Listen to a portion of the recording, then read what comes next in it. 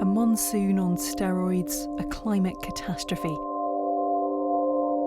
None of the descriptions of the floods in Pakistan really convey the scale of the devastation.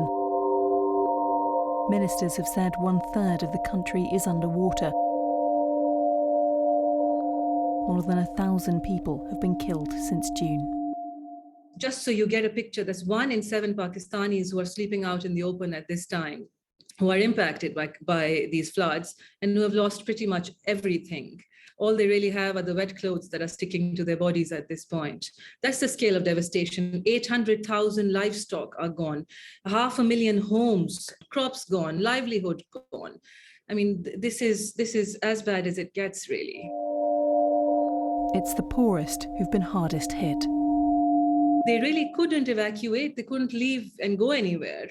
And they have, and by and large, they live in mud houses or mud houses with straw roofs. And those houses stood no chance against these kinds of floods. What's driving these floods is the rain. Pakistan is used to having a monsoon season, but this year there's been more than twice what would normally be expected. Some of the provinces of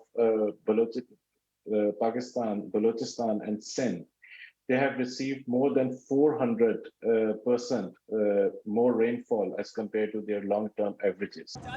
While it's too early for conclusive research, Fahad thinks this was made more likely by climate change.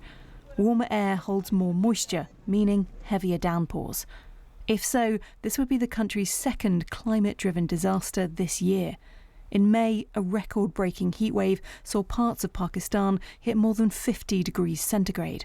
I was a part of a study which was led by Imperial College London. Our finding was that the climate change has made the heat wave 30 times more likely as compared to the pre-industrial world without climate change. The thing is, though, the farmers who've been flooded did little to cause our warming world.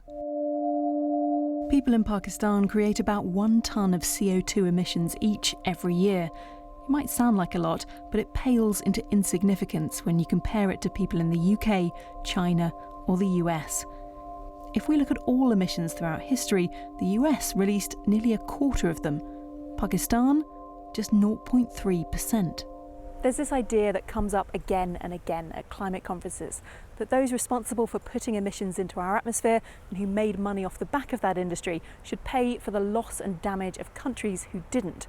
It's been discussed for decades, but rich countries have been, perhaps understandably, worried about what it could mean in the long term.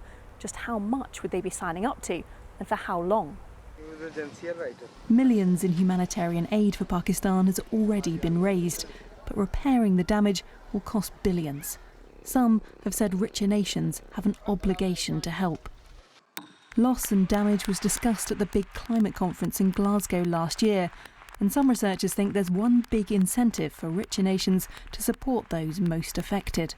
We did a research where we tried to compile evidence from 12 different geographies around the world, facing 12 different types of climate impacts. And one impact was common, one thing was common, and that was forced displacement and distress migration. If US doesn't act on it or Europe doesn't act on it, you will see a large-scale migration happening from across continents, from across border into their countries, because if they still are safe and they have the resources to deal or manage with climate impacts, these communities which are forced for survival, they will try to move into those areas, and no border will be able to stop them. Arguments over who pays for Pakistan to rebuild will continue. The country now chairs the group of developing nations which argues strongly for loss and damage funding. With the next UN climate conference just months away, these floods will be at the forefront of everyone's minds.